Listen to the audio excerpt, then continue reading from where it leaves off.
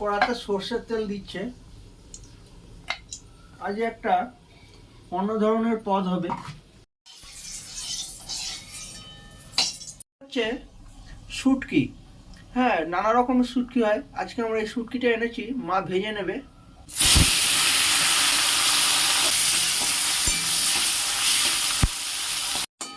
এটা গরম জলে ভালো করে ধুয়ে আঁশ ভালোভাবে পরিষ্কার করে রাখা হয়েছিল, ভেজে একটা অন্য জায়গায় তুলে নিল। এবারে দিচ্ছে পেঁয়াজ, কাঁচা লঙ্কা, রসুন, আদা। দিচ্ছে টমেটো। ভালো করে কষবে মশলাগুলো। এখন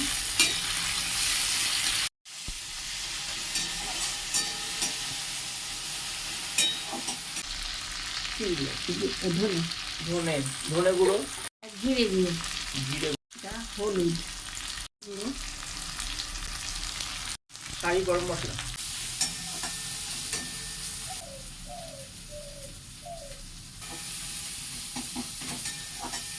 আছে দিচ্ছে বেগুন দিচ্ছে, তার সঙ্গে আছে পেঁয়াজ কলি, মটরশুঁটি, আলু সব দিয়ে দিচ্ছে একসঙ্গে। আমি সব ঢেলে দিলাম।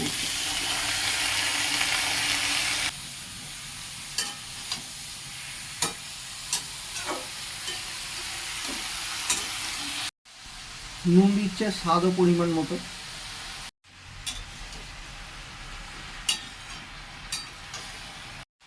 যখন বটিতে ছাড়ালে কাঁচাওয়ালা এরকম করে ছাড়াবো তো, আর ফর ফর ফর ফর আঁশগুলো উঠে যায়। ও সেই বড় বড় না, বড় চিংড়িগুলো ভালো না? হ্যাঁ, এবার আমি জল দিয়ে দিচ্ছে সামান্য। শুটকি মাছগুলো দিয়ে দিল, আমরা শুকনো মাছ বলি।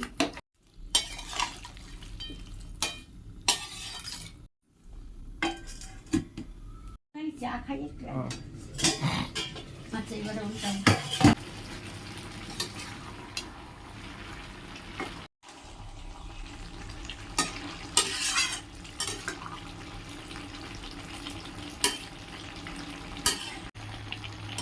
কষিয়ে ভালো করে অল্প জল দিয়ে ভালো করে নাড়াচাড়া করে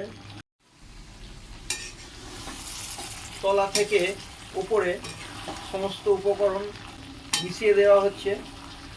সমস্ত সবজি, সমস্ত মশলা, সমস্ত উপকরণ, এই রসগুলো সমস্ত সবজিতে, মাছে চলে যাবে এবং সুন্দর খেতে হবে এই পদটা।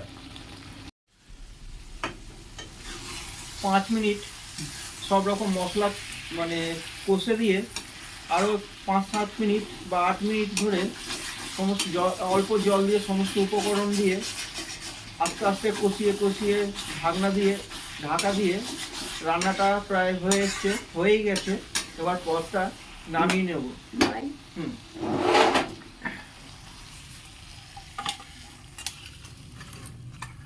আমার খুব সুন্দর লাগে, কড়া আছে, সুন্দর একটা সুগন্ধ বেরিয়েছে।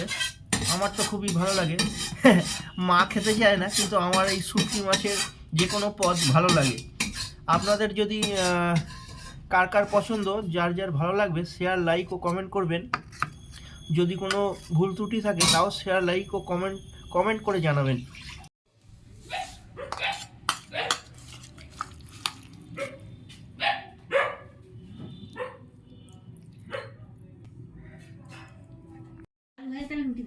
ঠিক আছে।